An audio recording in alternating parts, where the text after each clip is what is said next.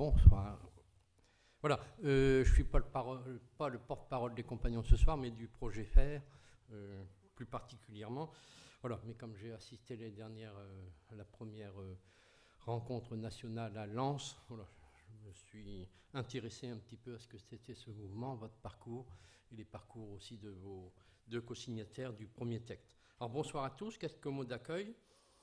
Et déjà pour M. Madec, merci au nom de tous les partenaires, des étudiants d'être présents dans ce workshop. Je vais vous faire une présentation en 3 temps. Il y a quelque temps déjà, plus de 10 ans peut-être, j'ai effectué avec Madame Dominique Gauzin-Muller, co-rédactrice, et Alain Bornarel et vous-même pour le manifeste d'une frugalité heureuse et créative. J'ai effectué un voyage avec comme guide Madame Gauzin, voyage d'études au Vorarlberg, voyage d'une dizaine de jours. J'ai approché de belles réalisations contemporaines, béton et bois travaillés intelligemment, en face de chalets anciens tout aussi beaux. Bien sûr, dans un terroir globalement plus riche que la région Hauts-de-France et ou la Wallonie. J'ai vu la réécriture d'une architecture sobre, forte et intégrée. Mais j'ai surtout entendu et apprécié la démarche collective des charpentiers, architectes et ingénieurs qui œuvraient, et j'emploie le mot à dessein, qui œuvraient ensemble, par équipe, dans une émulation foisonnante et déjà joyeuse. La créativité au pouvoir, la créativité au service. J'ai vu que la transition n'était pas forcément en rupture. Plus de 15 ans, 20 années se sont écoulées. La transition qui s'annonce maintenant est imposée. Elle s'avérera rupture, voire effondrement, si nous ne prenons pas notre part.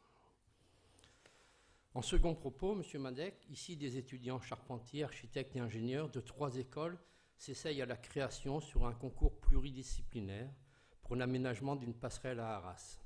Je dis s'essayent, tant les mondes proposés sont maintenant construits indépendamment les uns des autres.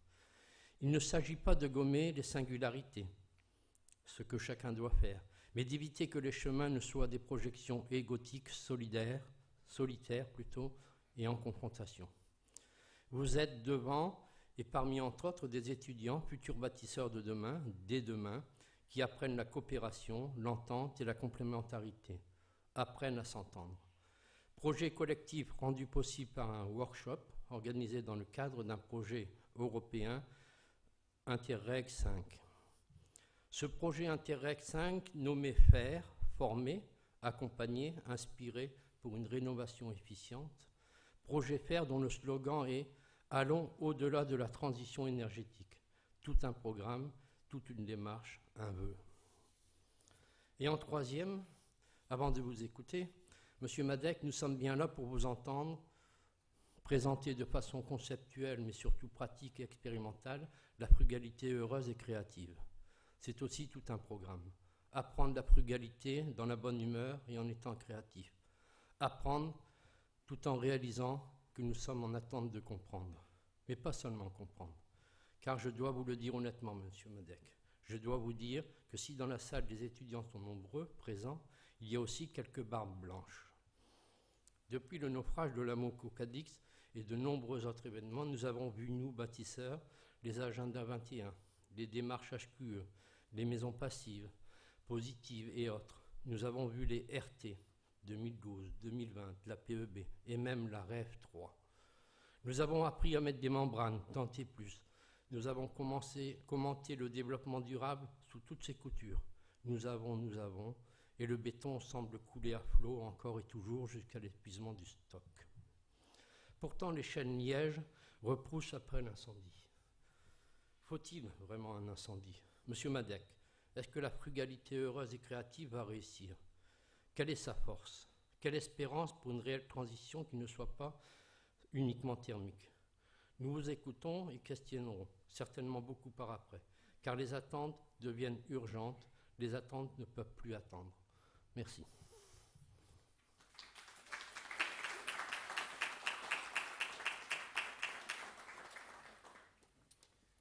Merci Michel. Je vais donc vous parler un peu de Philippe, le décrire un peu avant qu'il ne prenne la parole. C'est en France et maintenant en Europe et même en Afrique une figure pionnière en termes de développement durable. Il est architecte et urbaniste. Et depuis toujours, on peut dire qu'il poursuit une triple activité, celle de l'écriture, de l'enseignement et d'une pratique professionnelle.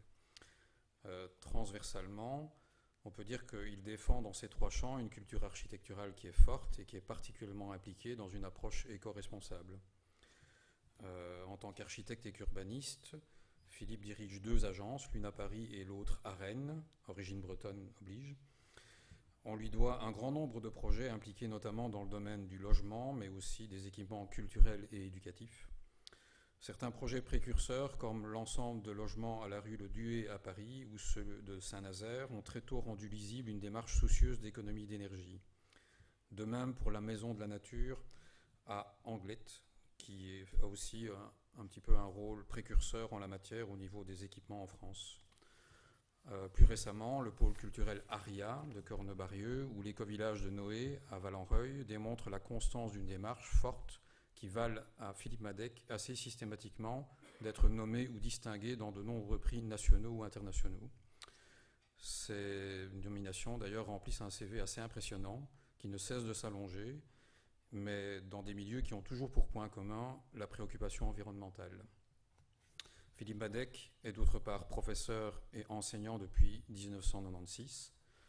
D'abord enseignant nomade, tel qu'il se définissait lui-même, il est actuellement, si je ne m'abuse, ancré à l'École nationale supérieure d'architecture de Rennes, où il enseigne l'invention du territoire durable. Mais aujourd'hui, c'est le plaisir de l'accueillir plus particulièrement en tant que penseur et écrivain. En effet, Philippe Madec nourrit depuis les années 80 une activité de réflexion critique à propos du rôle de l'architecture au sens large et de son sens. Ainsi, en 1997, nous avions déjà eu l'occasion de nous rencontrer au cours d'un moyen métrage qui se nommait Habitants. C'est un document produit par le ministère de la Culture et de Arte qui était destiné déjà à réduire le fossé de compréhension entre culture populaire et culture architecturale. Dans l'actualité, après une approche sur la modernité rurale en 2014, c'est la publication toute récente du Manifeste pour une frugalité heureuse et créative qui nous réunit dans le cadre de cette soirée Interreg Faire. C'est une œuvre coécrite avec Dominique Gauzin-Muller et Alain Bornarel, comme l'a souligné Michel. Cette soirée fera donc écho à un appel lancé à tous les professionnels, ou non, pour la mise en action urgente de la transition vers une architecture fondée sur l'éco-responsabilité et la solidarité. Aussi, je vais lui céder la parole parce qu'il va bien mieux vous expliquer que moi et illustrer cette proposition et les possibilités d'émergence d'une architecture frugale, ici et maintenant. Donc Philippe, je t'en prie.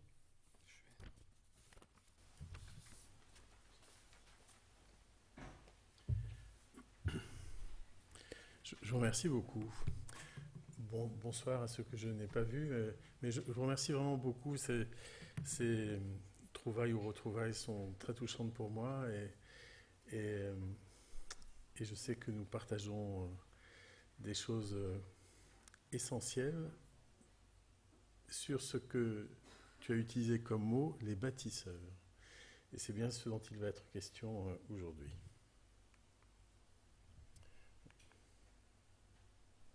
Je récupère le...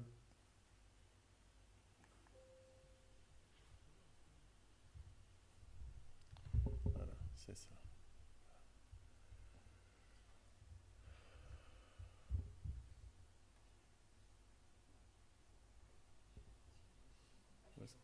Affichage. Oui, merci. Je suis plutôt Macintosh que PC, vous l'aurez remarqué immédiatement. Je ne m'en sors pas. Voilà. Merci beaucoup pour votre aide. Avant de commencer, je voulais remercier les étudiants qui sont accueillis au sein de ce programme pour avoir trouvé du temps et me présenter leurs travaux cet après-midi. Ce qui m'a touché, c'est de voir à quel point chacun des groupes était capable de faire une proposition originale.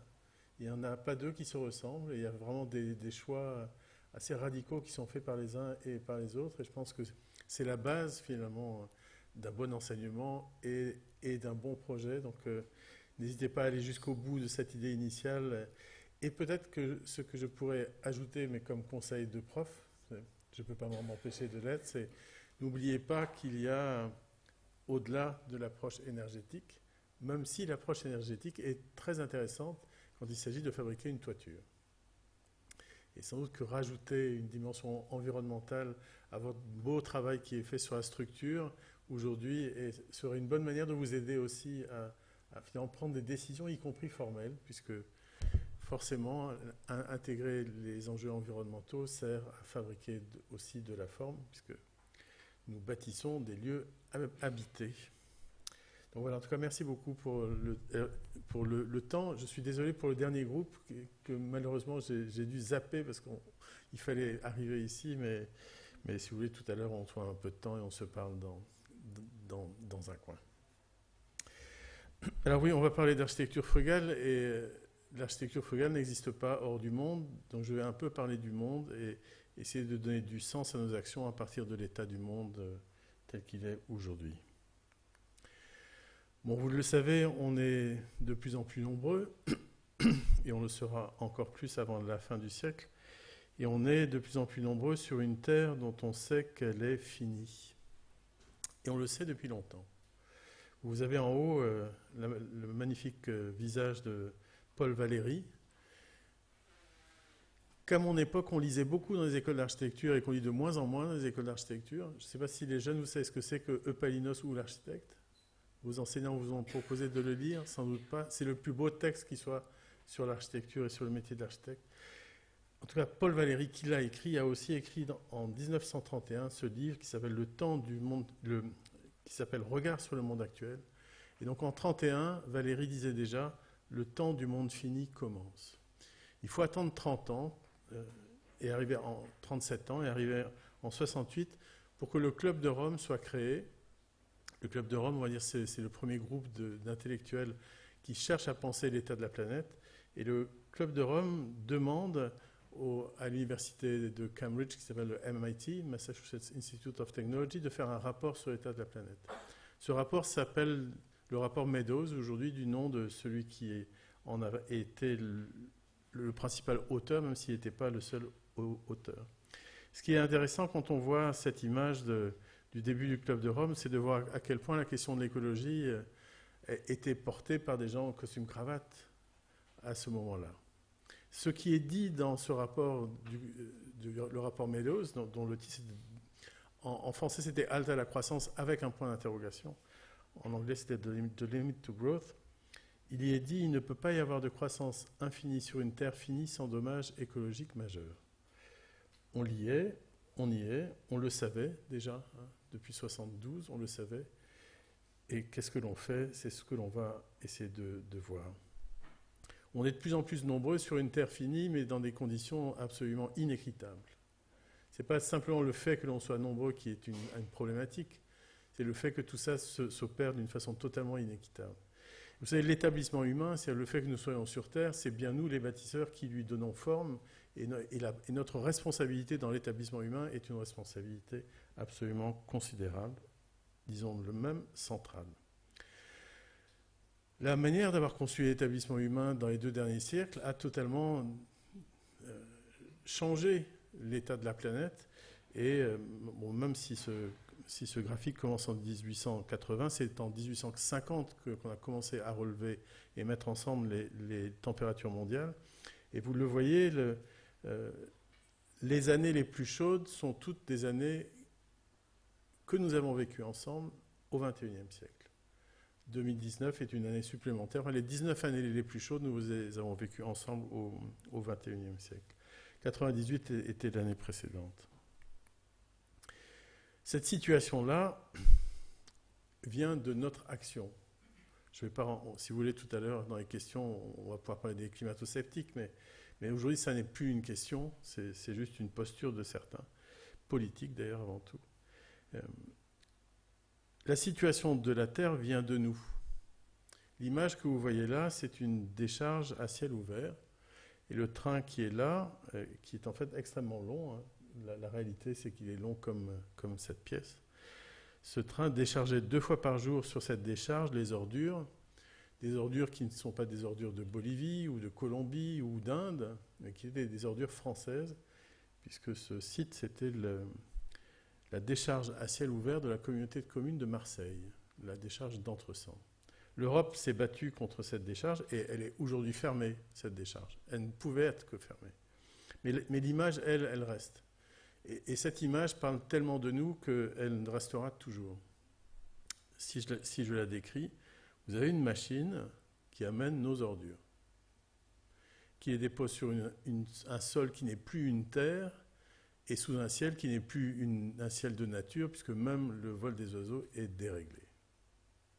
On confie à la machine cette chose-là, comme on lui confie un peu trop nos vies. Et quand on regarde ça, on se dit, mais qu'est-ce que nous donnons à la Terre alors qu'elle nous donne tout? Ouais, si on vit, si on respire, si on mange, si on est même comme ça vivant, si on a eu des parents, c'est grâce à la Terre, tout ça. Qu'est-ce qu'on lui rend? On lui rend ça. Et bien sûr, on sait bien que chacun d'entre nous peut faire l'effort qu'il a envie de faire au quotidien. Chacun fait ce qu'il peut pour s'engager au quotidien. Mais qu'est-ce que l'humanité pourrait faire, elle, pour répondre finalement et peut-être inventer un autre établissement humain? Donc quand je me suis posé cette question, j'ai trouvé deux réponses, mais peut-être qu'il y en a d'autres, mais qu'est-ce que nous avons, nous, inventé? Qu'est-ce que nous avons trouvé qui pourrait nous mettre à la hauteur du cadeau que la Terre a fait et qui pourrait nous aider à construire notre établissement humain? Je vois l'art et je vois l'amour. Et si l'établissement humain était bâti sur cette base-là, s'il était nourri de bienveillance, sans doute que notre relation à la Terre serait totalement changée et que notre relation entre nous aussi serait totalement changée. Parce que cette situation-là est liée à celle-ci. On sait bien que l'exploitation de la Terre par l'homme, ce n'est pas seulement l'exploitation de la Terre par l'homme, c'est l'exploitation de l'homme par l'homme. Et cette photo de Salgado, elle est trop belle et catastrophique à la fois. Mais cette image-là, celle-ci, celle-là et celle-là, sont toutes liées extrêmement fortement. On est en 2003 dans les Philippines. En 2018, les Philippines, c'était pareil. Ça s'est reproduit. La mer de Chine est à 25 degrés, les typhons arrivent et tout est dévasté. Et le lien est direct. Et quelle est notre part là-dedans? Nous, les bâtisseurs. Elle est beaucoup plus importante que ce qu'on raconte. Juste un chiffre, et je reviendrai sur ça après, mais bon, il y a, à raison, une attaque contre l'utilisation de l'avion qui émet 2% des émissions de gaz à effet de serre. Utiliser moins l'avion, moins se déplacer, ou utiliser d'autres types de déplacements, tout ça a du sens. 2% des émissions de gaz à effet de serre. La fabrication du ciment est entre 8 à 9% des émissions de gaz à effet de serre. Où est le combat? Surtout pour nous, quoi. Bien sûr, on peut prendre moins l'avion pour aller sur nos chantiers, peut-être refuser des chantiers très loin, mais qu'est-ce que l'on aura gagné en prenant 3 fois moins l'avion? Alors que nous sommes ceux qui décidons d'utiliser le ciment et donc d'émettre tellement d'émissions de gaz à effet de serre. Et puis, je ne sais pas si vous connaissez cette mauvaise histoire, mais le groupe Lafarge-Holcim a dû négocier avec Daesh pour pouvoir continuer à utiliser sa cimenterie en Libye. Le groupe a donné 5 millions de dollars à plusieurs groupuscules et 500 000 dollars à Daesh. Bien sûr, c'est une position que l'on ne peut pas cautionner, mais quelle est notre part dans cette histoire, quoi? Si on arrêtait la monoculture du béton, peut-être que Lafarge n'aurait pas à aller chercher les minerais nécessaires pour fabriquer le ciment. Et il n'y a pas que Lafarge dans cette histoire. Il y a nous aussi. Quand on dessine une architecture qui consomme de l'énergie, d'une certaine manière, on légitime toutes les guerres contemporaines qui sont des guerres qui ne servent qu'à aller chercher des ressources naturelles. Le gaz, le pétrole, parfois l'eau, etc., etc. Donc, notre manière de fabriquer l'établissement humain qui déclenche finalement des modes de vie, ce sont les bâtisseurs qui le font, quoi. Et quand je dis les bâtisseurs, c'est les élus, c'est les architectes, les urbanistes, les ingénieurs, les constructeurs. Nous sommes à ce niveau-là de responsabilité et on ne le dit pas tellement il est finalement banal d'utiliser un parpaing, quoi. Vous n'allez pas me dire que c'est le parpaing qui a détruit la planète, quoi. Sauf qu'on a bétonné le 21e siècle, on n'a fait que le bétonner, quoi. On ne l'a pas modernisé, on l'a bétonné. On l'a bétonné et on a confié à la machine, finalement, notre avenir. Quand on a su maîtriser l'énergie, le feu, puis la vapeur, puis l'électricité, on a finalement imaginé un autre monde que celui précédent. Et dans cet autre monde, la machine avait une place magique, puisque c'est la machine qui allait faire du lien, qui allait répondre à toutes nos questions. Et d'ailleurs, plus la machine est performante, plus logiquement elle fait du lien et elle répond à nos questions. Ce qui est totalement faux, puisque la réalité n'est pas celle-là. Le fait qu'on ait cru que la machine pouvait nous aider nous a amené à nous éloigner les uns des autres, nous a amené à séparer les différentes fonctions de l'établissement humain. Après tout, le commerce dans un coin, les logements par ici, le sport ailleurs, tout ça n'est pas compliqué puisqu'il suffit d'avoir une voiture. Quand la France s'est équipée, l'idée c'était quand même que les familles aient le même taux de motorisation que les Américains. C'est une ambition qu'aucun aménageur du territoire ne serait capable de porter aujourd'hui. Ça fait pas si longtemps, hein. C'était dans les années 60. Quoi. Donc voilà, si on laisse la machine tenir finalement notre rapport au monde et à la nature, ben, vous avez une vie de personne de Los Angeles. Le matin, vous vous réveillez dans une maison climatisée, même le garage est climatisé. Donc une fois que vous êtes apprêté, vous rentrez dans votre garage climatisé, dans la voiture climatisée, vous rejoignez tous vos petits copains là, pour aller travailler dans des bureaux climatisés, même le stationnement l'est, et puis le soir vous rentrez en passant par le mall qui est lui aussi climatisé. Et vous pouvez très bien avoir passé une journée sans avoir transpiré une seule seconde, et sans avoir été en relation directe avec l'élément de la nature qui est l'air. Et si on ne condamne pas ça, ben voilà, et on pourra faire comme à Dubaï, un projet de ville totalement climatisé. On sait très bien que tout ça n'a fait que générer une hausse incroyablement croissante des sinistres, et que ces sinistres sont les mêmes partout dans le monde. J'aurais pu mettre une photo en Belgique, mais voilà, ici sont plutôt des références françaises, mais la Chine, l'Inde, le Brésil et le Sénégal, dans toutes ces conditions-là, on se retrouve face à ce dérèglement et une terre qui n'accepte plus les eaux de la même manière. Donc voilà, c'est pas la peine de rentrer dans le détail. On sait tout ça maintenant, on le sait bien. Et puisqu'on partage cette conscience, il faut agir. Et donc, avec mes amis, et merci de les avoir déjà cités, vous deux, donc Dominique Gauzin-Muller, qui est architecte et un des auteurs les plus prolixes en ce qui concerne l'architecture éco-responsable, et Alain Bornarel, qui est ingénieur. Nous avons, il y a maintenant presque 2 ans, lancé le manifeste pour une frugalité heureuse, pour l'architecture et l'aménagement des territoires urbains et ruraux. Et puis très vite, on a rajouté et créatif parce que après, on va dire presque 3 siècles, parce que ça a commencé au 18e, cette histoire, on va dire 2 siècles, parce qu'après 2 siècles de gabegie, quoi, où on a consommé la terre, mais en étant persuadé qu'elle en avait encore à nous donner, finalement, pour changer de manière de faire, il faut être un peu créatif. Ce n'est pas juste mettre le pied sur le frein, il faut être créatif, il faut inventer d'autres dispositifs. Alors pourquoi pas la sobriété et pourquoi la frugalité ? Parce que la frugalité est un moteur très positif dans la relation à la nature. Frugal, ça vient de frux fructis en latin, et frux fructis, ça veut dire le fruit. Et ce qui est frugal, c'est la récolte des fruits. Vous savez, frugal et fructueux, c'est la même source. Hein. Frugal et fructueux, c'est la même origine, le fruit. Et donc la frugalité est heureuse quand la terre n'est pas blessée par la récolte qui rassasie ceux qui l'ont faite. Et donc tout notre travail, c'est celui-là. Comment peut-on, en tant que bâtisseur, faire une récolte des fruits de la terre et rassasier ceux qui en ont besoin, c'est-à-dire nous, les humains ? La part des bâtisseurs, j'en ai déjà parlé, mais on peut en rajouter. 40% des émissions de gaz à effet de serre sont liées au bâtiment et à son usage. 20% sont dus à la circulation. Je suis architecte et urbaniste, donc 60% des émissions de gaz à effet de serre me concernent. les déchets, c'est 60% des déchets viennent du bâtiment, quoi. Vous voyez passer 10 camions de déchets, il y en a 6 qui concernent le bâtiment. Et il n'y a pas que des déchets du bâtiment, puisque c'est aussi les terres qui ont été excavées pour faire les bâtiments. La frugalité en énergie, on sait la faire. Et je vais vous montrer toutes ces choses-là. On sait ventiler autrement qu'avec des moteurs. En fait, il faut arrêter de confier à la machine notre relation aux éléments. Il faut arrêter de confier à la machine notre relation à l'air, à la lumière, à l'eau, etc. La relation à la matière, on sait le faire et on l'a vu avec les étudiants aujourd'hui. On sait construire en bois.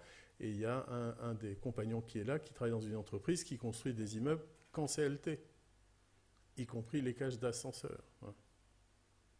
Les biosourcés aujourd'hui sont omniprésents. Enfin, les fibres sont aussi là. Tout est, le géosourcé, la pierre, la terre et tous les biosourcés sont disponibles.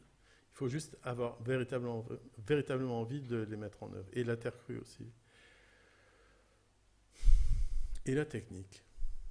Bon, il n'y a pas que dans cette petite machine qu'il y a de l'obsolescence programmée. Dans les moteurs qui servent à faire la climatisation, dans les moteurs qui servent à renouveler l'air, dans les ordinateurs qui servent à piloter tout ça, il y a aussi de l'obsolescence programmée. Et on le sait, plus un système est complexe, plus il tombe en panne. C'est une espèce de loi, je ne sais pas qui l'a trouvée, mais en tout cas, cette loi-là, elle est très forte. Quand un système est complexe, il tombe en panne. Et il faut donc réussir à se désintoxiquer de la technologie, mais j'y reviendrai. On a lancé ce mouvement donc, il y a 2 ans, et aujourd'hui on est à 7600 signataires, et les signataires arrivent tous les jours. On n'est pas passé par une plateforme de signature qui fonctionne toujours très bien, mais qui a une espèce de temps donné où les gens ont envie de signer. C'est au contraire ici une continuité de l'engagement, et de l'engagement lent et responsable des uns et des autres. Donc ça vient de tous les départements en France, sauf un, mais c'est la Nièvre. Mais il n'y a peut-être pas beaucoup de gens qui habitent dans la Nièvre, et peut-être pas beaucoup d'architectes non plus. Mais vous savez, en France, il y a une diagonale du vide, je ne sais pas si vous savez ça, mais il y a à peu près ici, là, vous avez une diagonale où il y a beaucoup moins d'habitants, et c'est tout à fait avéré. Et des signataires, mais il y en a plein en Belgique. La Belgique est le 2e pays à avoir signé le manifeste. Il y a plus de 270 signataires en Belgique. Mais vous voyez, la Suisse aussi, l'Italie, l'Espagne, le Royaume-Uni, et ça vient d'un peu partout dans le monde. On n'a pas mis Doha, là, mais on a reçu une signature de Doha cette semaine. Et en fait, je ne suis pas un homme politique, je resterai un architecte, je suis profondément architecte. Je ne peux pas me passer de la conception et tout ça, mais du coup, la réalité de ce qui était un manifeste, mais qui est devenu un mouvement, la réalité est sur le territoire. La réalité est dans les groupes qui se constituent un peu partout, qui se réunissent 2 fois par an. Nous étions à Langouette, je ne sais pas si vous connaissez l'histoire de ce maire qui refuse de mettre des pesticides à 150 mètres de ses habitants. On était avec lui ce week-end. Et avec le groupe belge qui était présent avec les autres groupes. On s'est déjà réunis tout près d'ici, à Los, en Goële, pour les mêmes raisons qu'on était à Langouette. Jean-François Caron est un des maires les plus écologistes que l'on ait en France, et à Lens. Et là, on a décidé de s'appeler les glaneurs, parce que finalement, on utilise ce qui nous reste à la fois de nature et même d'humanité. Alors maintenant, on va passer, après cette première, bonne nouvelle, celle de la création de ce groupe, il y a plein d'autres bonnes nouvelles qui arrivent. Bon, je ne suis évidemment pas un des fondateurs du Club de Rome, là. J'avais pas l'âge, j'avais 14 ans quand ils ont créé tout ça. Mais je suis aujourd'hui membre du chapitre Europe du Club de Rome, qui est installé à Bruxelles, et donc j'ai relu les textes des différents rapports du Club de Rome. Notamment le facteur 4, qui est un texte qui a été publié dans les années 90. L'Europe a repris cette notion de facteur 4, et il y a beaucoup de politiques européennes qui sont liées au facteur 4 et qui a comme objectif de réduire par 4 les émissions de gaz à effet de serre à l'horizon 2050 sur la base de 1990. En fait, cette position de l'Europe est technocratique à souhait, quoi. Vous ne pouvez pas avoir plus technocratique que celle-là, quoi. Alors que le Club de Rome avait une position extrêmement humaniste. Et je dois vous dire que l'ambition du Facteur 4 pour le Club de Rome est pour moi le seul programme d'avenir envisageable. Je n'en vois pas un autre. On peut en parler tout à l'heure si vous en avez un autre à me proposer, mais pour ma part, je n'en vois pas d'autre. Et le programme, c'est 2 fois plus de bien-être avec 2 fois moins de ressources. 2 fois moins de ressources, c'est obligatoire, mais on ne va pas faire ça pour être malheureux. On va faire ça pour vivre mieux. Moins de pollution, moins de temps passé dans les voitures, enfin toutes ces choses-là qui nous pourrissent la vie aujourd'hui et qui mangent des ressources. Ça n'est pas comme ça qu'on doit penser l'établissement humain de demain.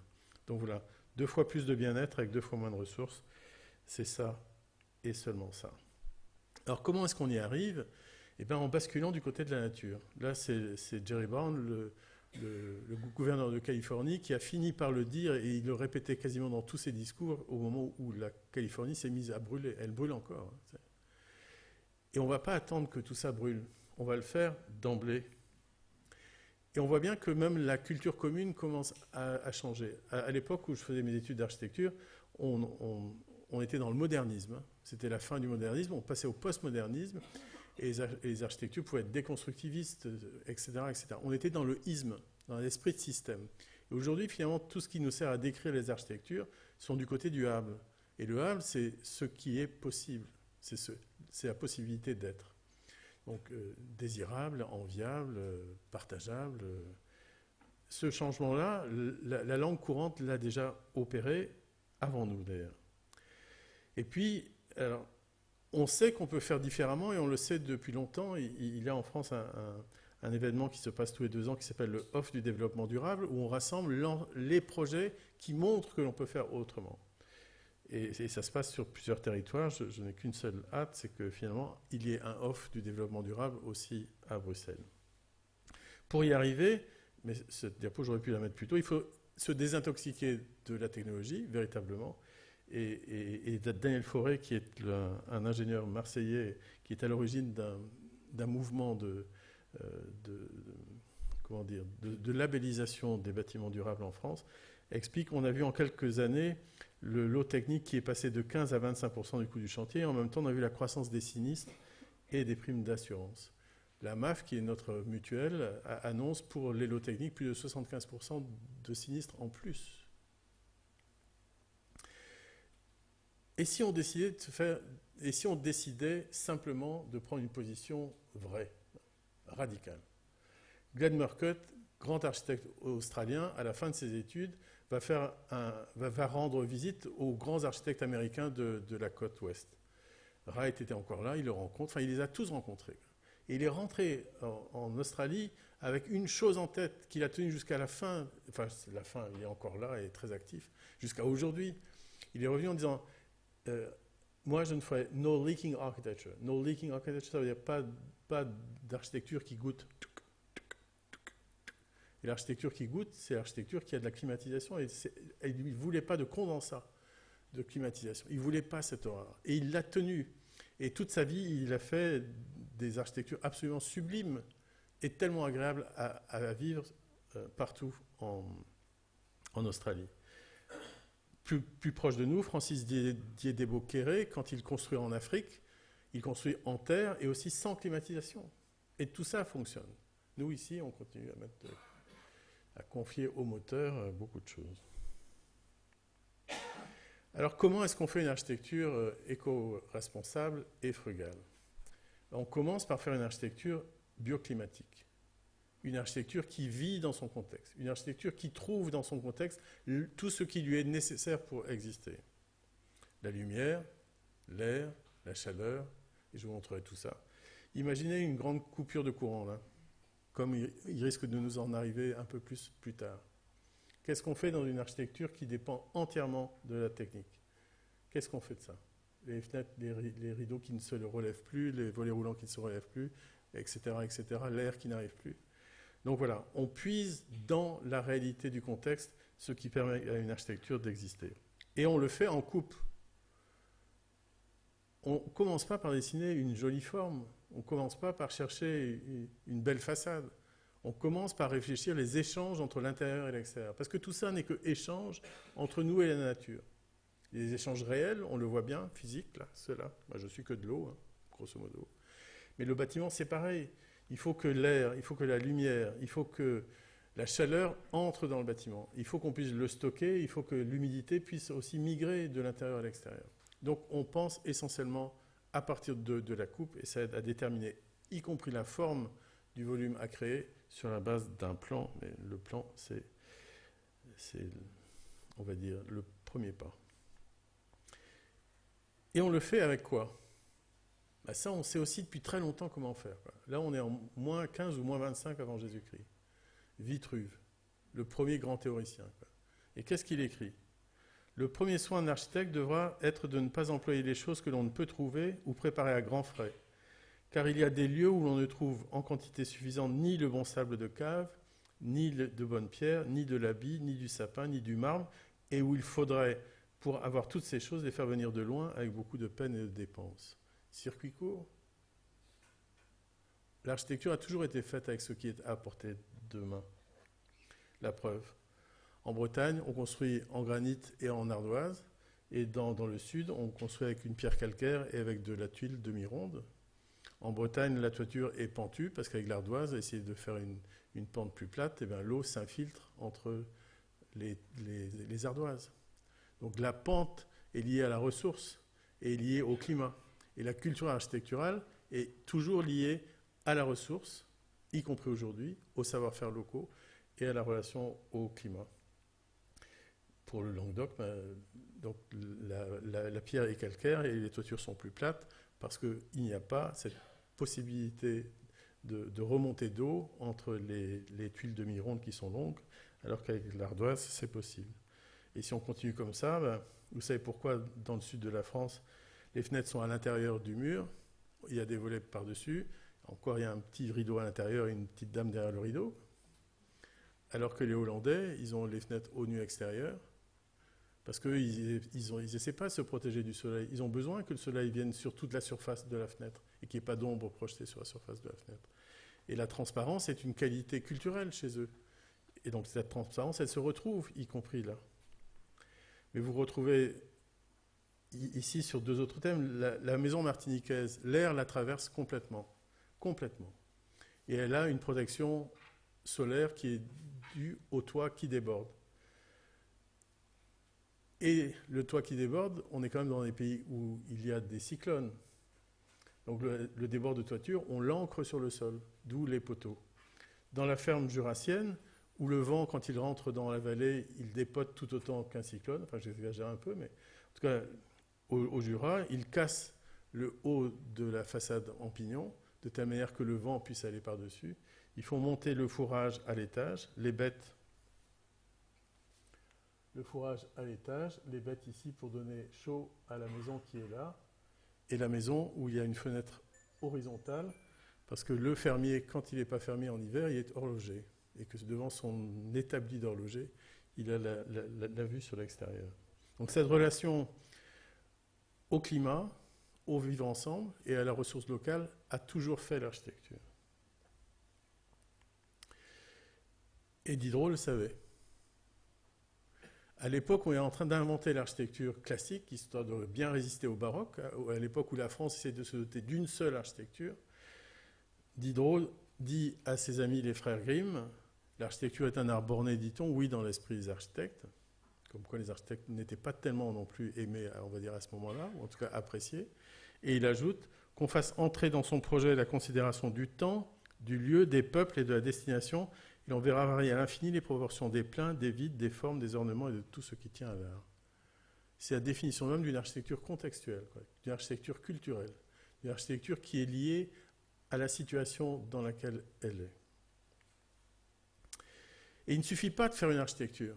Il ne suffit pas de faire une bonne architecture bioclimatique ou HQE parfaite, passive et tout ça. Ça ne marche que si on a réglé l'extérieur. Parce que le lien, l'échange, la pensée en couple, fait que l'extérieur est aussi important que ce qui se passe à l'intérieur. Si vous voulez une ventilation naturelle, ne mettez pas une maison au milieu d'un endroit totalement imperméabilisé. On a besoin de l'ombre, on a besoin de l'humidité, on a besoin de tout ça pour que la vie à l'intérieur soit aussi agréable que la vie à l'extérieur. Donc cet îlot de fraîcheur, on va dire, c'est la pensée de l'urbain. C'est la pensée de l'être en commun non domestiques. Voilà un petit exemple qui m'est évidemment très proche, puisque c'est ma commune d'enfance, c'est Carantec, dans le Finistère. Et à Carantec, quand on s'approche du port, qui est ici, toutes les rues sont courbes. Parce que le vent, en Bretagne, on n'a pas tellement envie que le vent rentre partout. Mais quand les Français s'installent dans les colonies, on va dire, quand la France s'installe à Nouméa, à Pondichéry ou à Fort-de-France, elle installe une trame carrée, mais pas n'importe quelle trame carrée. À Nouméa, la trame est parfaitement carrée parce que les alizés d'hiver et ceux d'été sont aussi intéressants l'un que l'autre.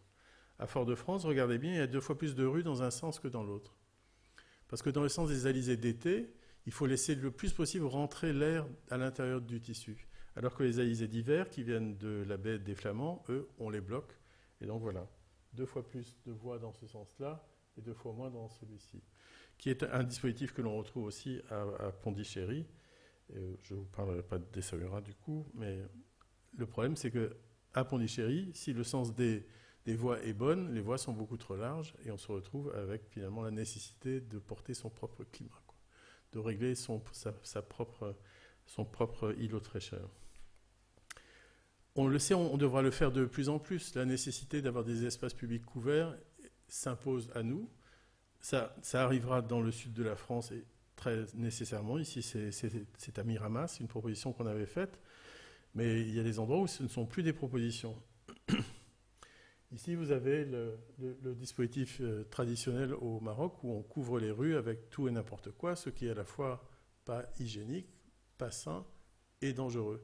Donc le Maroc s'est lancé dans une politique nationale de couverture des voies piétonnes dans les médinas en utilisant les savoir-faire sur le bois et aussi une écriture qui est une écriture cohérente avec toute leur histoire de marqueterie.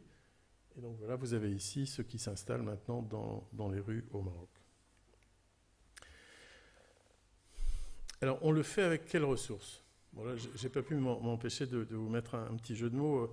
Vous savez ce que ça veut dire le BTP, hein, le domaine du BTP, c'est bâtiments travaux publics. Et il faut que le BTP fonctionne en France pour que ça aille bien. Enfin, quand le bâtiment va, tout va. Donc il faut que le BTP aille bien. Il y a une nouvelle définition du BTP qui est bois, terre, paille. Mais on le dit très sérieusement parce que les changements se font de ce niveau-là. La construction en terre grandit tous les ans de 3%, grosso modo. Et donc le changement va se faire. Ça, c'est un bâtiment que j'ai réalisé en terre et en bois et en ventilation naturelle. Voilà, les petites cheminées là-haut. Le bois et la terre, ici, qu'on a réalisé près de Toulouse. C'est l'ARIA dont tu as parlé tout à l'heure. L'intérieur de l'ARIA, c'est un mur de briques de terre compressées, porteur d'un plancher accessible au public dans un bâtiment public. Si je vous dis que c'est une première, c'est à mourir de rire, puisque ça fait des siècles que des murs de terre crue ont porté des planchers.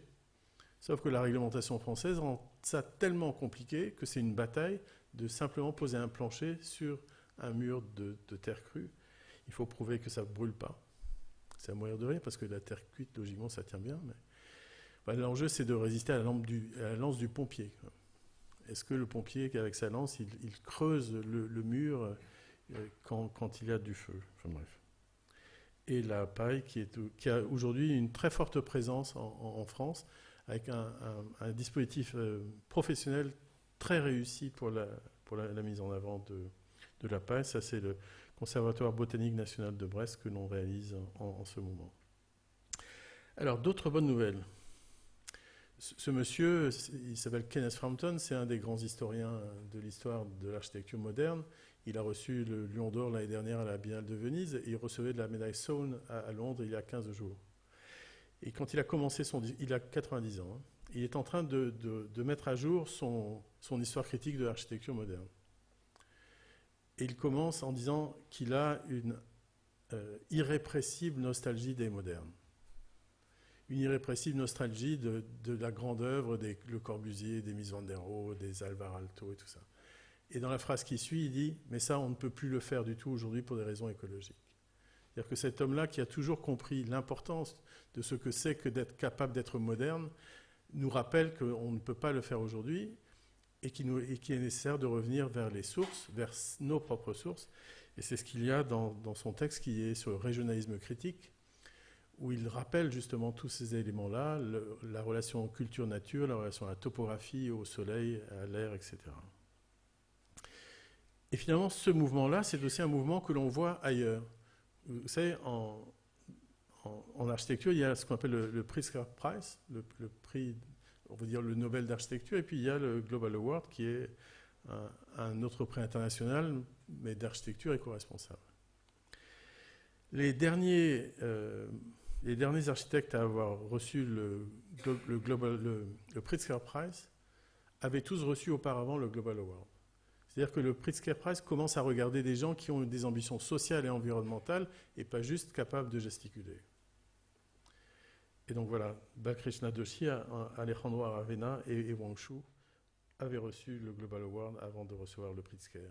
Bonne nouvelle. Mais pas que le Pritzker. Le Grand Prix international, le Grand Prix européen qui s'appelle le Mies van der Rohe, a été remis à des architectes français ici pour du logement, et ils avaient eux aussi reçu le Global Award. Alors voilà. Nous sommes des bâtisseurs, c'est-à-dire que notre position est un peu différente de celle des autres. Quand Stéphane Hessel a publié son livre « Indignez-vous », il l'a vendu à des millions d'exemplaires. Et on sait que cette indignation a changé quelques lignes politiques de certains pays. Quand il a publié quelque temps après « Engagez-vous », il a vendu à quelques milliers d'exemplaires. Et nous, on ne peut pas faire ça. On ne peut pas s'indigner seulement et ne rien faire parce que la réalité, nous sommes engagés.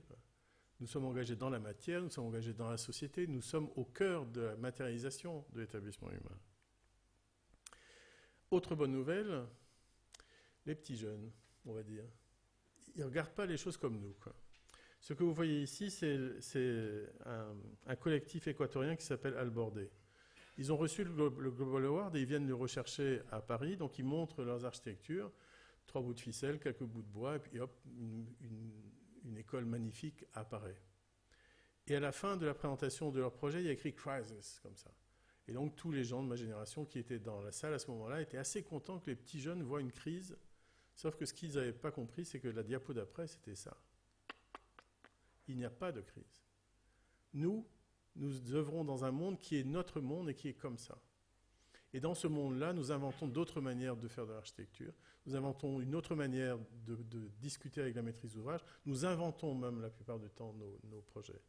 Et cette manière de faire, que l'on retrouve de plus en plus dans tous les collectifs de jeunes architectes qui apparaît aujourd'hui, est très forte parce qu'elle montre un autre rapport au monde qui est totalement indispensable à porter. Ça n'est pas un dispositif du désespoir, c'est tout l'inverse. Notre monde est celui-là, il n'est pas en crise, c'est le nôtre. Autre bonne nouvelle, tous les étudiants qui sont entrés l'année dernière dans les écoles d'architecture, ils sont nés au XXIe siècle. Et ceux-là, ils n'en ont rien à faire des 30 glorieuses. Hein. Ils ne savent même pas ce que c'est que le rapport Brundtland. Quoi. Et cette génération-là, c'est une autre génération qui a d'ailleurs intérêt à se manier un peu les fesses parce que celle-là arrive juste après. Quoi. Donc les générations qui arrivent aujourd'hui, elles vont être à l'œuvre, mais pleinement. Et notre travail consiste à faire en sorte que le chemin leur soit ouvert pour qu'ils puissent œuvrer avec le moins possible de soucis. Et le travail, comment est-ce qu'on le fait ? Eh bien, on le fait tous ensemble. Ce n'est pas les bâtisseurs qui vont sauver le monde. Hein. Les bâtisseurs ont un peu pourri le monde, là, mais ils ont plus le temps de le sauver. Ouais, je fais un projet d'architecture, ça me prend 5 ans. Je fais un projet d'urbanisme, ça me prend 15, 25, voire 30 ans. Et je ne sais pas combien d'architectes on est dans la salle là, mais si on rajoutait notre capacité de faire des projets les uns les autres, vous voyez, il n'y a pas grand-chose. Quoi. Chaque année, on ne construit que 1% de l'équivalent du bâti existant. 1%. Dans ce 1%, quelle est la part éco-responsable ? Quelle est la part qui pourrait sauver la planète ? Que dalle. Quoi. Enfin, quand je dis que dalle, c'est vraiment pas grand-chose. Quoi. Donc, ce n'est pas avec notre travail qu'on va s'en sortir. On ne peut s'en sortir qu'en y allant tous en même temps, en partageant les décisions, en accompagnant la société civile vers une autre manière de vivre l'établissement humain. Et cette magnifique philosophe qui s'appelle Hannah Arendt, dans un livre qui s'appelait La crise de la culture, elle a beaucoup écrit sur la question de l'autorité. Et elle disait, dans les actions que nous avons aujourd'hui, qui sont de plus en plus complexes, la question n'est plus de savoir qui a l'autorité, puisque tout le monde a son autorité. L'élu a son autorité d'élu, son électeur son autorité d'électeur. Et il le fait bien savoir, quoi. Moi, j'ai mon autorité d'architecte, un autre son autorité de compagnon, un autre son autorité d'ingénieur. Tout le monde a aujourd'hui son autorité. Et donc, Hannah Arendt dit, l'enjeu, c'est qu'est-ce qui fait autorité? Et elle donne la réponse, ce qui fait autorité, c'est le projet partagé. Et arriver au projet partagé, c'est la seule manière de réussir à construire des histoires sur le long terme, indépendamment des gens et indépendamment des changements, évidemment, programmés des gens. Donc voilà, j'ai travaillé pendant 15 ans dans un village de 900 habitants. Vous imaginez bien qu'on a tout fait ensemble pendant ces 15 ans. Je vais juste vous raconter une petite histoire qui est celle d'un projet à Bordeaux. Un maître d'ouvrage de Bordeaux qui s'appelle Aquitanis, qui est le bailleur le plus innovant que l'on ait en France, nous consulte 3 architectes pour faire un projet sur ce terrain-là. Vous voyez que ce terrain, il est entre des bars des années 60 et ce qu'on appelle les échoppes à Bordeaux, qui sont des petites maisons en pierre. Donc ici, vous avez, on va dire, la bourgeoisie et ici, le monde du social. Ils veulent qu'on fasse un projet là. Mes 2 confrères dessinent les 130 logements qu'on nous demande et moi, je suis incapable de dessiner quoi que ce soit, tant le contexte social est un contexte compliqué. Donc j'arrive avec 2 feuilles. Et dans cette feuille, j'explique juste une toute petite démarche. La démarche, c'est, si vous nous retenez, on fait la fête des voisins dans un mois.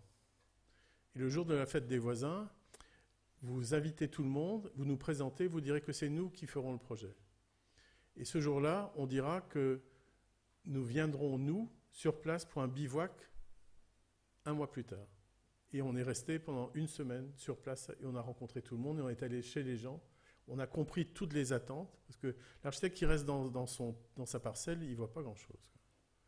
Quand il va chez les autres, il comprend du coup pourquoi ils peuvent avoir peur du projet qui est à venir. Donc voilà, le bivouac était heureux. Comme on est à Bordeaux, on boit un peu de vin et on mange. Et puis les maquettes arrivent, le projet arrive, qui résout à peu près leur peur. Et à un moment donné, on présente le projet.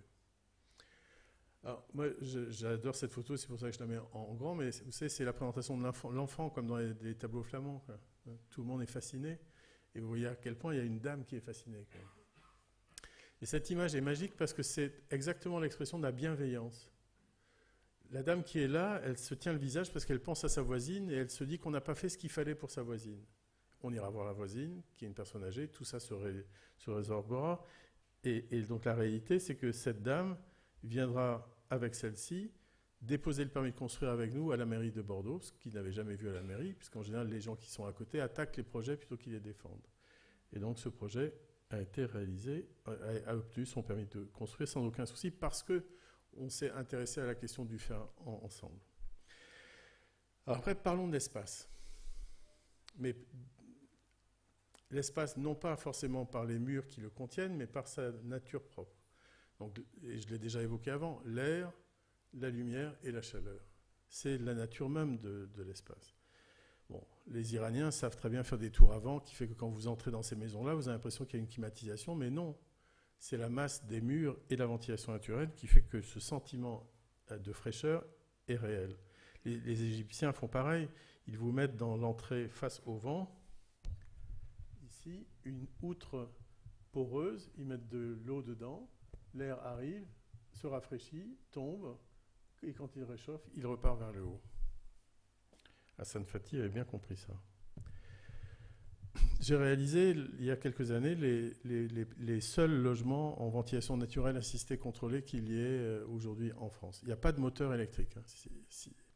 Et ici, on le fait, on est au bord de la mer, à Saint-Nazaire, parce qu'entre la terre et la mer, il y a toujours un mouvement d'air, donc on avait les conditions qu'il faut pour ça. On le fait avec des fenêtres dans les salles de bain. Je reviendrai sur cette idée. Donc toujours la lumière, la chaleur et l'air partout. Ne plus confier ça à la machine, le faire avec des solutions techniques simples. Et donc, on le fait avec la ressource locale. La ressource locale, c'est l'air, hein, c'est le courant d'air qui est entre la mer et la terre. Et la ressource locale, c'est les chaudronniers de marine. Parce que les chaudronniers de marine, c'est ceux qui font à Saint-Nazaire les paquebots et les cheminées des paquebots. Donc ils ont réalisé ces cheminées qui font 4 mètres de haut et qui permettent de ventiler ces logements.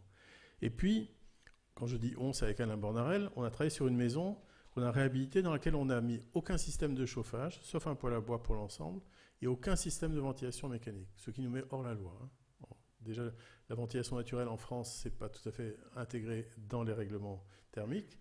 Et ici, on a juste un système avec des ouvertures qu'on a fait venir de Belgique, parce qu'il y a de tels lobbies en France qui empêchent que certains éléments, on puisse les acheter en France. Donc voilà, cette maison, elle est sans système de ventilation mécanique, sans chauffage, et la lumière entre partout. Et dans le projet pour lequel on avait fait le bivouac tout à l'heure, ce n'est pas juste la dimension sociale qui était passionnante, c'est aussi la possibilité d'innover. Et parmi les innovations, on est en train de faire ceci, c'est-à-dire dessiner des logements collectifs sans aucun système de ventilation mécanique. Ce qui ne se fait plus en France, ce qui est là pour le coup totalement hors la loi, mais comme il s'agit de santé publique, on y arrive en négociant avec l'État pour avoir l'autorisation d'innover, de déroger et de prouver que l'on peut le faire. Et donc ça veut dire quoi? Et c'est un truc d'architecte, ce n'est pas un truc d'ingénieur que de mettre moins de technique, c'est un truc d'architecte parce que ça veut dire qu'il faut dessiner un plan avec des fenêtres dans les WC, dans les salles de bain, tous les plans traversants et de la lumière évidemment partout. Pendant longtemps, on s'est battu pour ça. Enfin, j'ai commencé la ventilation naturelle en 2002, et vous voyez, on est 17 ans plus tard. Et l'année dernière, il y a une loi qui est parue, qui s'appelle la loi CAP. Et dans la loi CAP, il y a ce qu'on appelle le permis de faire. Et le permis de faire autorise de faire différemment à partir du moment où le résultat auquel on arrive est conforme à ce que la réglementation attend. Et dans le permis de faire, ben voilà, ils ont très clairement dit, on peut le faire pour les règles de sécurité, d'accessibilité, de ventilation, de performance technique. Donc aujourd'hui, innover, en tout cas sur le territoire français, c'est possible et c'est même évidemment nécessaire, voire souhaitable. Voilà un autre système d'utilisation de l'air, c'est le puits canadien ou le puits provençal ici. C'est comment faire entrer de l'air frais dans un bâtiment, simplement en allant chercher la température du sol qui est toujours, on va dire, autour de 13 à 14 degrés. Dans ces bâtiments qui sont un pôle œnotouristique tout près entre Nîmes et Montpellier, entièrement en bois, en terre, en pierre, en ventilation naturelle, et qui est zéro énergie. Et voilà, que des matières naturelles et saines, et c'est pas compliqué, l'homme sait très bien où est l'ombre et quand il en a besoin. L'intérieur est en terre, en bois, une autre couleur, une autre lumière que celle du nord. Donc celui-ci, je vous en ai déjà parlé tout à l'heure.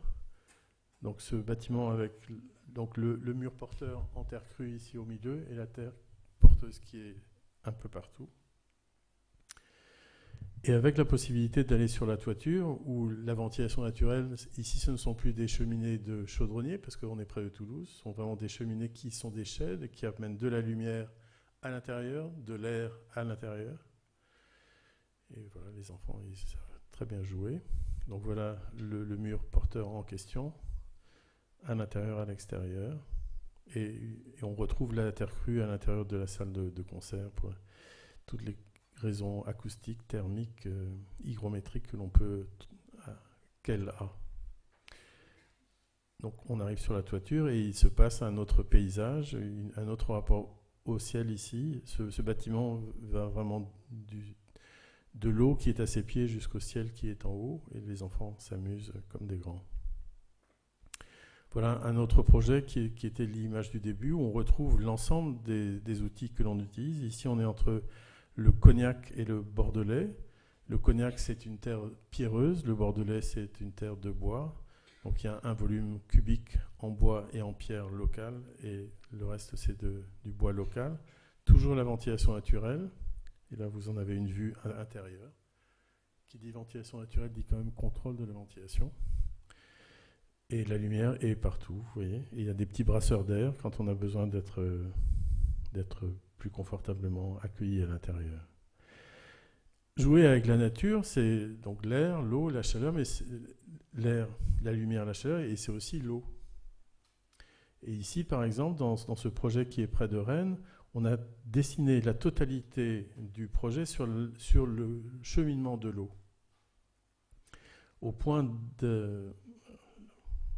d'arriver à décider d'inonder une prairie, de telle façon que l'on règle des enjeux liés à l'inondabilité d'un autre secteur. Donc on inonde ici, et quand l'eau n'est plus là, eh bien, c'est un espace absolument agréable à vivre, entretenu par les vaches, puisqu'on ne va pas donner cette prairie à entretenir aux ouvriers municipaux.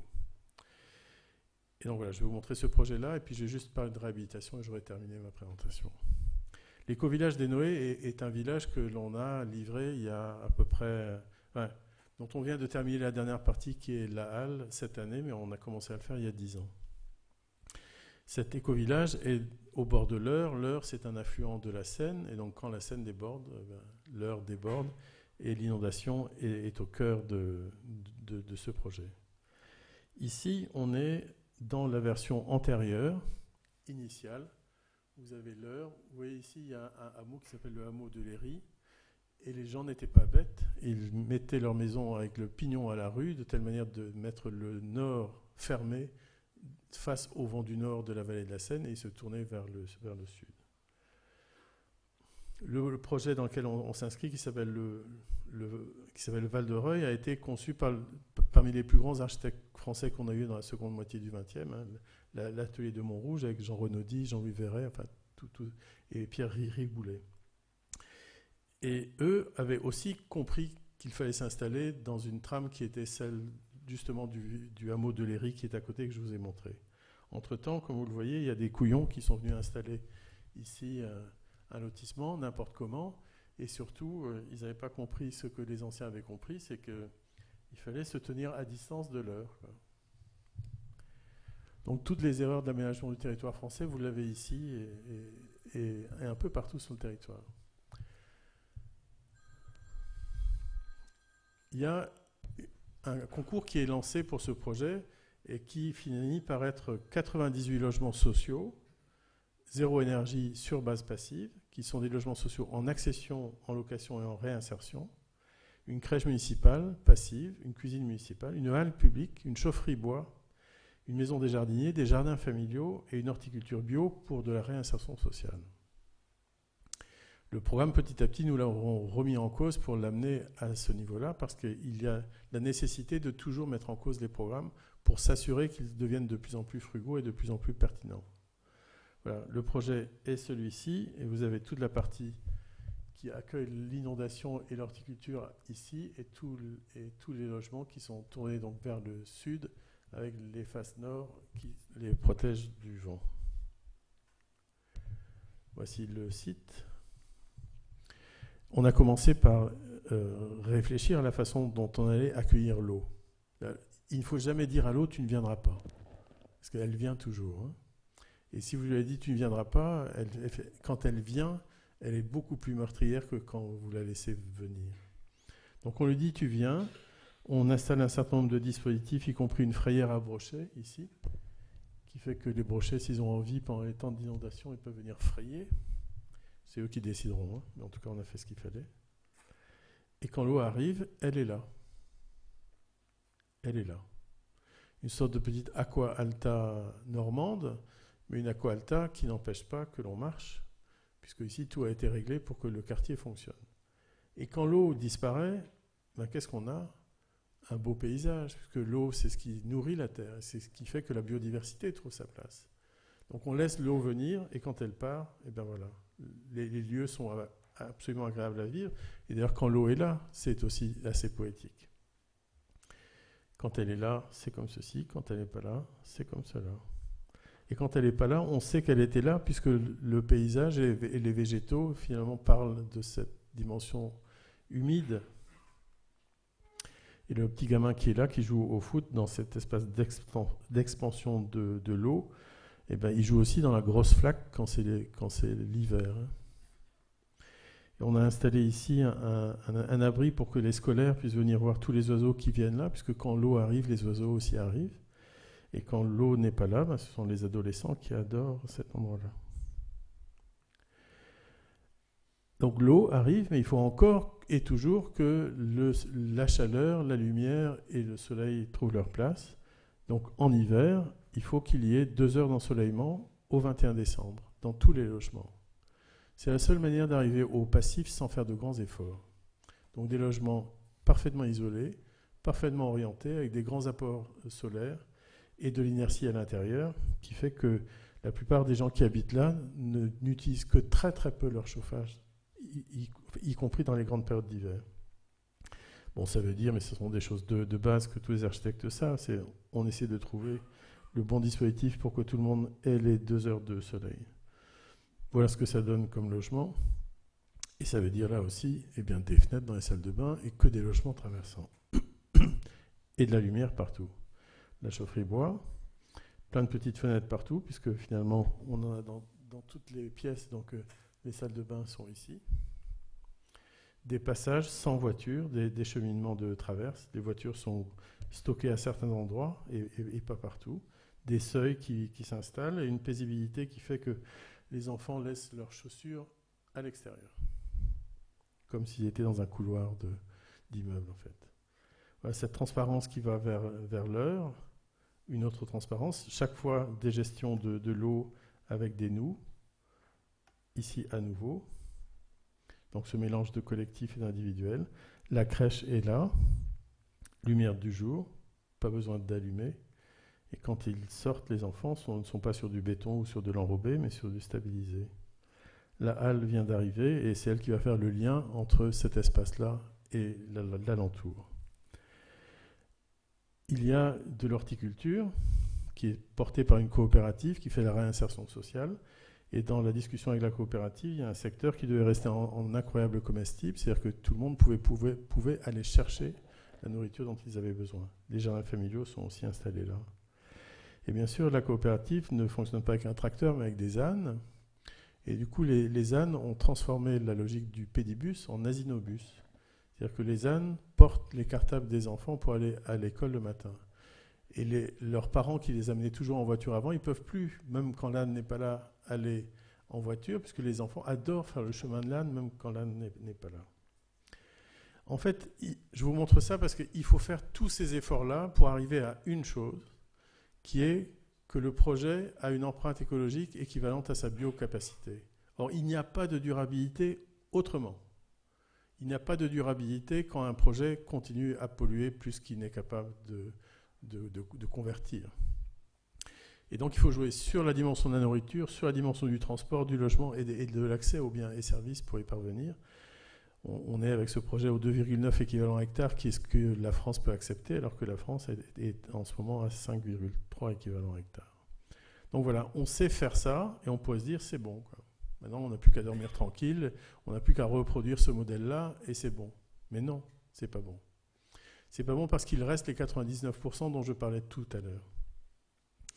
Le bailleur social, celui qui était notre maître d'ouvrage pour ça, ici, est aussi celui qui possède toute cette partie-là. Et quand dans une petite ville comme celle-ci, on sait que les gens qui sont là, qui sont éligibles au logement social ne payent pas de chauffage, ça discrédite tous les autres, qui eux payent beaucoup de chauffage, parce que leur habitat a été fait il y a longtemps et est absolument énergivore. Donc on est en train de réaliser un événement qui est... On double en très peu de temps la surface de l'écoquartier. Il y avait 98 logements ici, et il y en a 110 ici. Et du coup, en reprenant toutes les valeurs de l'écoquartier, des espaces publics ouverts, la voiture mise de côté, l'isolation qui est apportée, finalement l'éco-village se met à être un éco-village de 200 habitants, sachant qu'en plus, les maisons qui sont là, c'est ce qu'on appelle des maisons phénix, c'est-à-dire des maisons totalement industrialisées, des maisons, comme vous le voyez ici, à la fois en plaques de béton et en acier. J'ai déjà évoqué ça avec vous. L'enjeu de demain, et je vais terminer sur cette partie-là, l'enjeu de demain, c'est la réhabilitation. Il n'y a pas d'autre solution. Dans le cadre du mouvement de la frugalité heureuse et créative, on se demande, faut-il encore construire ? Et en fait, cette question-là, il faudrait se la poser chaque fois qu'on a un projet. Est-il nécessaire de construire là? Dans les villes, dans les bourgs, dans les campagnes, sur le littoral, est-il nécessaire de construire? Ne peut-on pas réhabiliter? Et donc notre position est très claire, il faut réhabiliter et ne plus rien détruire. L'ensemble des programmes qui existent aujourd'hui à réhabiliter sont considérables, et je vais juste vous montrer celui-ci. L'image que vous voyez là, c'est Paris. C'est Paris dans le 19e arrondissement, c'est la place des Fêtes. Je suis en train d'y faire la médiathèque du 19e arrondissement et la première maison des réfugiés de la ville de Paris. Ce qui est à réhabiliter, c'est ça, c'est l'ancien lycée Jean Carré, un lycée hôtelier. On est parti du principe que le béton était là et que donc nous n'allions pas couler un gramme de béton. Donc ça commence par une réhabilitation de la structure existante, on la met à neuf, on lui rend sa radicalité totale, mais on l'ouvre, on enlève le milieu qui était totalement loin de l'air et de la lumière. Et quand on enlève certains éléments, comme des dalles ou des murs, eh bien on ne les jette pas. On le fait pour gagner de l'espace, pour que la lumière soit là et l'air soit là, mais on ne jette rien, on garde tout sur le chantier et on le réutilise pour le paysage alentour, soit comme fond de forme, soit comme dallage des cheminements. Et on ouvre le bâtiment, et on fait en sorte que la lumière et l'air traversent tout ça. Toujours cette idée qu'il ne faut pas confier à la machine ce que l'on peut simplement confier à une porte et à une architecture ou à une fenêtre. Ce que l'on ajoute, c'est une résille en bois, donc un élément construit en bois et en terre, avec une résille qui est une résille qui nous sert à nous protéger du soleil, et on essaie la terre coulée. Bon, je vous ai dit tout à l'heure, hein, un sac de ciment, c'est entre 8 à 9% des émissions de gaz à effet de serre, la fabrication du sac de ciment, du ciment tout court. On ajoute du sable, qui est à peu près une pierre précieuse aujourd'hui. Hein. Et on rajoute de l'eau, qui est à peu près l'or de demain. Enfin. Donc c'est quand même incroyable, quoi. On utilise le produit qui pollue le plus et on lui rajoute des choses rarissimes ou qui vont devenir encore plus rarissimes. Et alors, ce matériau, le ciment Portland, il faudra bien le remplacer. Et il ne faudra pas se passer d'un savoir-faire qui est celui de ceux qui savent utiliser des banches, ceux qui savent couler des murs avec des banches et qui sont capables de construire beaucoup. L'enjeu, c'est qu'est-ce qu'on met dans la banche. Et aujourd'hui, les recherches vont bon train un peu partout sur justement qu'est-ce que l'on met dans la banche à base de terre. Il y a plusieurs hypothèses qui arrivent, mais on va y arriver et on va finalement réussir à construire avec un béton de terre et de la terre coulée. Je vous remercie.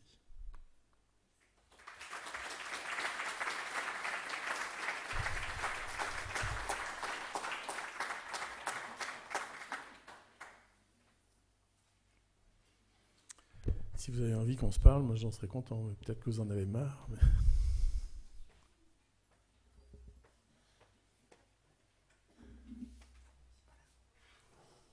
Des questions peut-être pour M. Madec ? Question à ça ?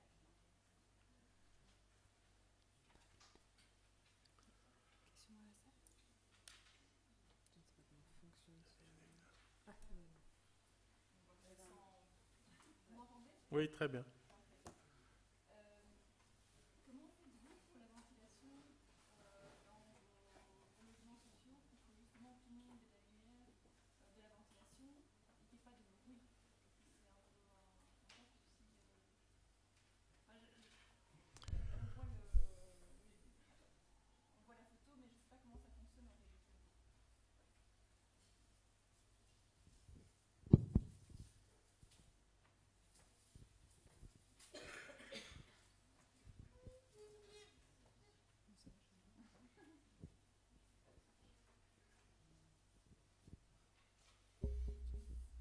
C'est celle-là. En fait, chaque logement a un conduit qui lui est propre. Il y avait dans les années 50 ce qu'on appelait les chintes, où finalement vous pouviez entendre ce que votre voisin était en train de dire, enfin, parce que c'était un chinte d'un étage à un autre, et vous pouviez même sentir ce que le voisin était en train de faire comme cuisine en dessous. Donc, fort de ces mauvaises expériences, mais en même temps riche de ces expériences, nous on utilise des conduits qui sont des conduits indépendants par logement. Donc le conduit de ventilation est tout petit en bas et puis il s'élargit puisqu'on rajoute des éléments. Et donc tous les éléments arrivent ensuite dans la cheminée qui fait 4 mètres de haut, qui est en fait basée sur plusieurs types de tirages. Donc la partie basse ici, donc voilà, la partie basse est tournée vers le sud. Et donc ici c'est un vitrage, mais c'est aussi une trappe d'entrée pour l'entretien, on rentre par là. Donc tout ça c'est du matériel de marine. Donc on a la partie basse qui est chauffée par simplement l'effet de serre. Ensuite on a la girouette qui met la petite lèvre toujours face au vent. Donc on rajoute le vent là. Et au-dessus, on a rajouté ces aspirateurs statiques qui tournent en permanence. On s'est doté de beaucoup de choses pour ça, parce qu'on voulait que ça marche. Donc on est ceinture et bretelles. Ici, on n'avait pas besoin de tout ça. Mais on l'a fait ici parce que c'était la première fois qu'on le faisait et il fallait que ça fonctionne. Et on a des entrées d'air en façade qui sont des entrées d'air spécifiques pour la ventilation naturelle. Donc ils sont plus grandes que les entrées d'air basiques, qui sont des entrées d'air avec des réglages acoustiques, puisque voilà, on est devant une rue et donc tout ça est réglé. Et c'est du Renson. Ce sont des produits Renson qu'on utilise. Oui, que vous avez aussi en Belgique. Alors, enfin, Renson, à un moment donné, avait voulu s'installer en France. Ce sont des Australiens. Et on leur a fait tous les malheurs possibles pour qu'ils ne s'y installent pas. Ils ont après essayé de s'installer en Belgique, ça n'a pas marché non plus. Mais la clé, c'est ça. Si on réussit à faire nos logements sans aucun système de ventilation mécanique, on revient à on s'approche d'une solution qui était celle d'avant la VMC. Alors, la VMC arrive quoi dans les années 70-80 ? C'est la VMC qui arrive et qui fait qu'on n'a plus du tout de fenêtres dans les salles de bain et les WC, quoi. Et donc, à l'atelier, il y a interdiction de faire ça. On ne dit pas aux gens le matin quand ils se lèvent, tu vas faire 2 placards. Le premier placard, c'est le WC, le second placard, c'est la salle de bain. Donc ici, le rapport à la lumière est vraiment présent. C'est pour ça que le 2 fois plus de bien-être avec 2 fois moins de technique, avec 2 fois moins de ressources, vous en avez une expression ici. C'est quand même mieux d'aller vers la lumière le matin que d'aller dans un placard. Et vous n'avez pas le bruit de la ventilation qui vous aspire l'air en permanence. Et voilà. Et ça demande d'avoir des formes différentes, quoi. C'est fini les logements qui font 16 mètres de largeur, un couloir au milieu et des logements mono-orientés à droite ou à gauche, quoi. Ça ne peut pas marcher comme ça. Le climat ne le permet plus aujourd'hui. Mono-orienté à l'ouest, je ne veux pas, quoi. Vous imaginez ? Avec des volets roulants en plus. Vous baissez le volet roulant quand vous avez trop chaud, donc vous n'avez plus de relation à l'extérieur. Enfin, rien ne va dans la façon dont on a fait le logement voilà, dans cette seconde partie de 20e. Rien ne va. Bonjour. Bonjour. Merci pour votre intervention. En fait, ce qui est difficile, je trouve, c'est que quand on veut faire un projet innovant, en tout cas en Belgique, les services de l'urbanisme, en général, bloquent parce qu'ils n'aiment pas ce qui est différent. Et c'est vraiment compliqué parce que je connais vraiment des projets qui ont été carrément arrêtés, refusés. Je ne vais pas vous donner la solution, mais je vais vous donner des trucs que j'ai faits. J'ai fait sans dire. Oui, c'est-à-dire que j'ai pris le risque. Vous savez, dans les années 90, quand on faisait ces projets écologiques dans le monde rural en France, où l'écologie et l'agriculture, ça ne marchait pas, il ne fallait pas dire aux maires agriculteurs qu'on était en train de lui faire un projet écologique. Mais on le faisait, quoi. Le projet de Viavino ici, la ministre de l'écologie est venue après l'inauguration. Et donc, quand un ministre se déplace en France, vous avez toujours le préfet à côté. Elle ne peut pas se déplacer seule. Donc, je lui montre ça et je lui explique, vous voyez, là, il n'y a pas de chauffage. Et ne pas mettre de chauffage dans un bâtiment public, c'est interdit. Là, c'est en ventilation naturelle. La ventilation naturelle, vous ne savez pas comment l'intégrer dans les calculs thermiques. Je ne vais pas vous dire que c'est interdit, mais c'est... Et donc, elle se retourne vers le préfet et lui dit « N'écoutez pas la réponse qu'il va me faire ». Et donc, elle me demande « Comment vous avez fait ?» J'ai répondu « J'ai pas dit ». Je n'ai pas dit, mais j'ai eu un bon maître d'ouvrage, parce que lui, je lui ai dit qu'il allait mettre des bûches, parfois, Quand les rares moments où il allait faire froid, il allait mettre des bûches dans le poêle à bois de cette partie qui n'a pas de chauffage régulé. Et j'ai eu un bon bureau de contrôle parce qu'on avait choisi le bureau de contrôle. En fait, si vous voulez que les choses soient possibles, il faut choisir vos partenaires. Et c'est le bureau de contrôle qui autorise ou qui n'autorise pas, puisque finalement, c'est le bureau de contrôle qui permet à l'entreprise de faire un travail assuré. Donc voilà, vous dites ce qu'il faut dire, pas plus, pas moins. C'est facile de cacher ce qu'elle a là à l'extérieur, par exemple, si on veut mettre du bois ou quoi, si on est dans un quartier où il y a de la brique, on ne voudra pas. Alors la brique de terre crue, c'est aussi de la brique et c'est vraiment bien. Et la brique de terre cuite, c'est pas mal non plus. Vous n'avez pas de projet en brique de terre cuite parce que je ne suis pas dans les régions pour le faire, mais si je travaillais en Belgique, j'utiliserais la brique et peut-être avec joie. Avec toujours ce souci de la ressource locale. Pour nous, la ressource locale, elle a toujours deux aspects, quoi. C'est à la fois la ressource physique et c'est l'homme ou la femme qui sait mettre en œuvre cette ressource physique. Et on trouve toujours ça. On trouve toujours. Pour la pierre, ici, c'était pareil, quoi. La pierre venait d'une carrière à 5 km. La pierre de Beaulieu. Et on avait l'homme qui savait tailler les gros blocs et les poser. Je vous dis ça, bien sûr, c'est pas aussi simple que ce que je vous dis. Et qu'il y a des combats. Hein. Mais en même temps, si on ne fait pas ces combats-là, on n'avancera pas non plus, quoi.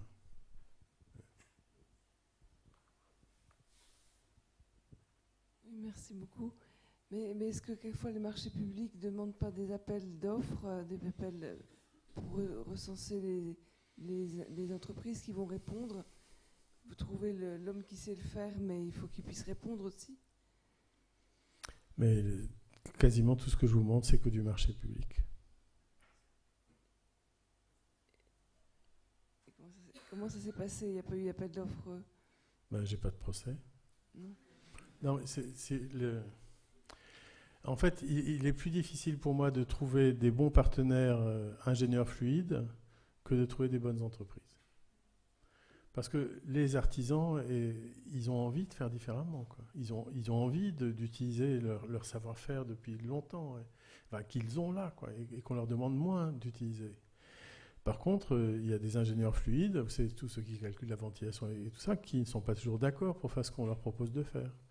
Je vous ai pas mis là un projet que j'ai fait à Montpellier, qui s'appelait l'Internat d'excellence de Montpellier, où je suis rentré dans une équipe qui était constituée par mon confrère local, et il m'invite, et donc j'arrive avec mon savoir-faire, et puis Tribu, qui est mon partenaire habituel. On met de la ventilation naturelle pour les enfants, pour qu'ils aient pas trop chaud, et que la nuit, dans leur logement d'étudiants, ça se passe bien, et l'ingénieur refuse de décrire le système. Il refuse. Il dit, je ne veux pas m'impliquer, je ne veux pas être là-dedans. Donc j'ai décrit le système, et mon bureau de conseil en environnement l'a fait, alors qu'il est juste un bureau de conseil et pas un bureau d'études. Et moi, je ne suis pas un bureau d'études, je suis qu'un architecte. Mais on l'a fait parce qu'on savait que ça marchait. En fait, il y a un enjeu très fort de construire une culture partagée de l'action éco-responsable. Il faut qu'on en ait envie de toutes ces choses-là. Et voilà, c'est pas toujours simple avec les ingénieurs fluides. Parce que les ingénieurs bois, ils sont géniaux, mais pas que les ingénieurs bois. Très bien, bien. Vous avez su mettre en capacité d'exercer leur créativité tous les ouvriers, quoi. Oui, et vous savez, puisqu'il y a des compagnons dans la salle, je n'ai pas mis une image, mais il y a dans un volume qui est celui-ci, il y a, qui est celui-là, juste derrière, il y a ce qu'on appelle une capitelle. Enfin, une capitelle, c'est un peu comme les boris, hein, c'est une forme un peu souple, comme ça, qui était faite de pierres empilées. C'est les bergers qui faisaient ça, pour se protéger, et puis laisser passer l'air entre les pierres, parce que c'était pas jointoyé, donc c'était idéal, quoi. Donc moi, j'ai fait une borie pour mettre le vin et stocker le vin. Mais comme on était dans une situation où il fallait bloquer la terre, j'ai fait une borie en béton. Parce que là, j'avais besoin du béton. L'idée, c'est le bon matériau au bon endroit. On aime tous les matériaux, et on les utilise au bon endroit. On arrête la monoculture du béton, quoi, mais on l'utilise quand il est nécessaire. Et donc il y a un compagnon qui était en train de faire son tour de France et qui a appris qu'on faisait une capitelle en béton. Il a fait le détour, quoi. Et c'est lui qui a fait le coffrage en bois, qui est une espèce de bijou, quoi. C'est un dôme. Et voilà, donc je pense que l'envie de faire, elle est vraiment partagée. Et que ces projets engagés donnent envie de faire. Enfin, j'espère. Mais, voilà. C'est l'heure. Une autre question peut-être?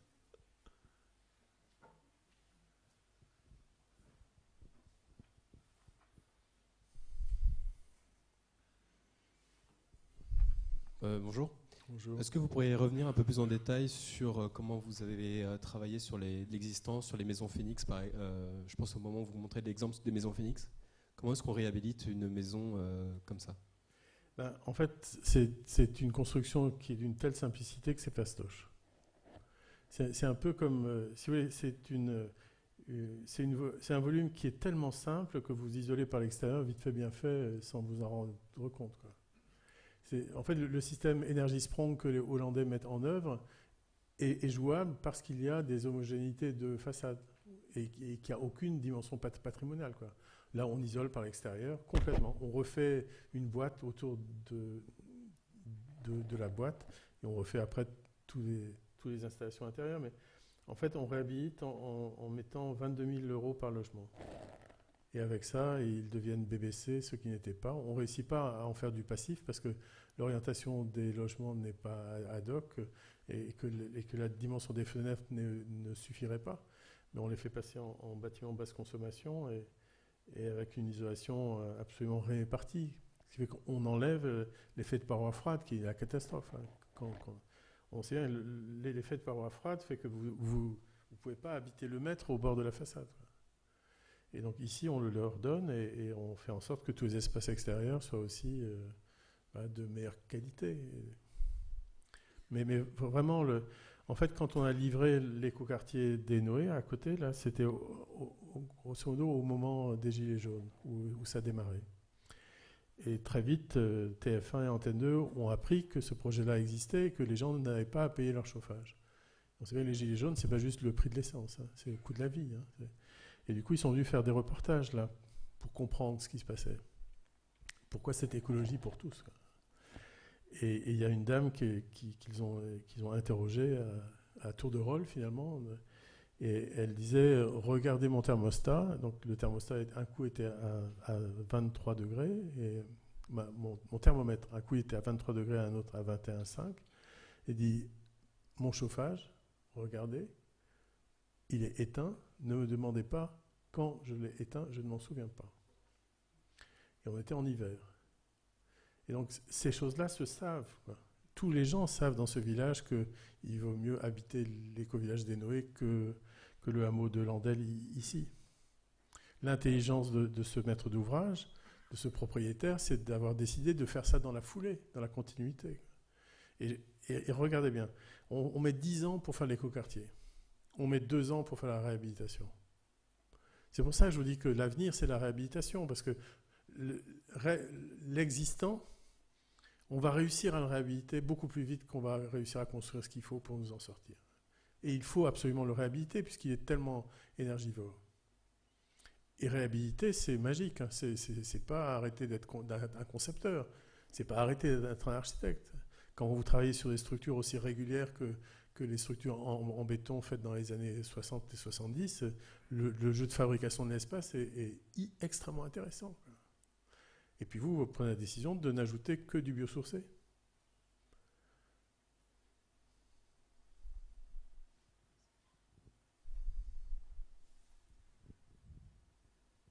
Une autre question, ultime question?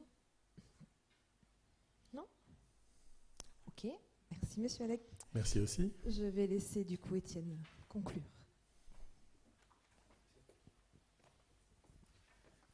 Ben voilà, c'était assez enthousiasmant. Michel a commencé par poser des questions, adresser presque des inquiétudes, et puis Philippe nous embarque dans beaucoup d'enthousiasme, beaucoup de nouveautés, beaucoup d'innovations, beaucoup de faire. Donc je pense que c'était une soirée assez assez riche. Et je te remercie beaucoup de tous ces exemples, de toutes ces explications, pour tous les étudiants aussi, de toutes ces remises en question par rapport à des origines, des définitions qui pourraient passer pour archaïques et qui sont pourtant pleines de bon sens. Donc ça nous propulse vers un 21e siècle qui n'est pas que de la tristesse, mais des générations qui vont peut-être faire bouger beaucoup de choses. Donc merci beaucoup et merci à tous d'avoir assisté à la soirée d'aujourd'hui. Je pense qu'il y a un pot qui nous attend. Voilà, bonsoir.